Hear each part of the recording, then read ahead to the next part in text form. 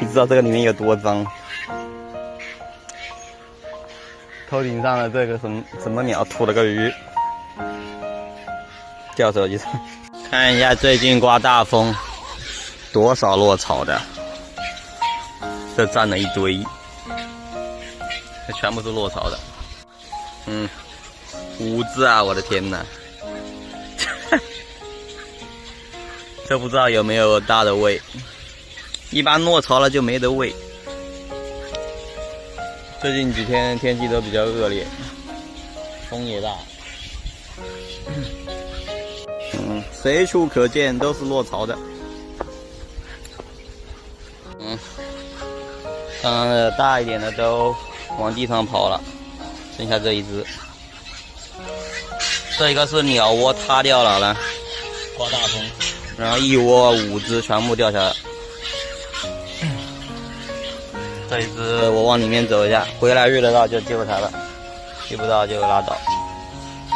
哎呦我的天哪，这你是捡得完呐？这全部是，真是到处都是。这还有2只夜鹭。哎呦，这里还有一只，真的要拿筐子来装。我今天穿的拖鞋和个短裤不太方便，它在地上猛地跑才会。这里的树都倒掉了，然后看，那它在这里了，它在这里了，应该还会喂，好多。看一下，夜鹭在猛地打白鹭，因为它们跑到别人的鸟巢里面去了，它就是这样。看，相互打架，所以你随便把其他鸟放到另外的鸟的鸟窝里面是不行的，它会相互攻击。这个夜鹭凶得很。这里好像有一个，就是刚刚那个小的吧，跑到这里来了。最小的才捡得到，它大了它到处跑。我穿的拖鞋也不好，来了它也在跑。你往哪里跑啊？到处是刺。跑到里面去了。落巢等死这个东西就是。这里还有一个，不好捡，不好弄，都是刺嘛。这里面，把眼镜拿了一下，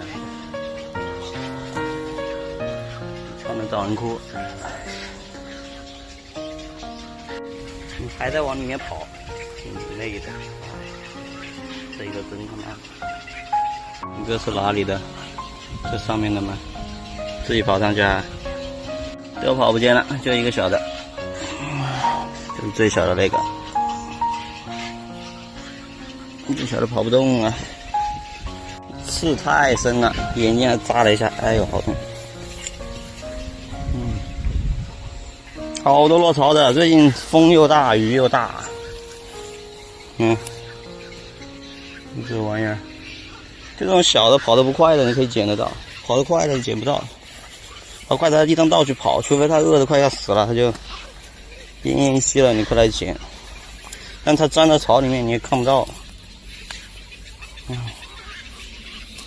刺太多了，里面。这一个的巢已经被风吹掉了，然后5只，这是最小的一只，那4只跑到哪里躲起来了，找不到。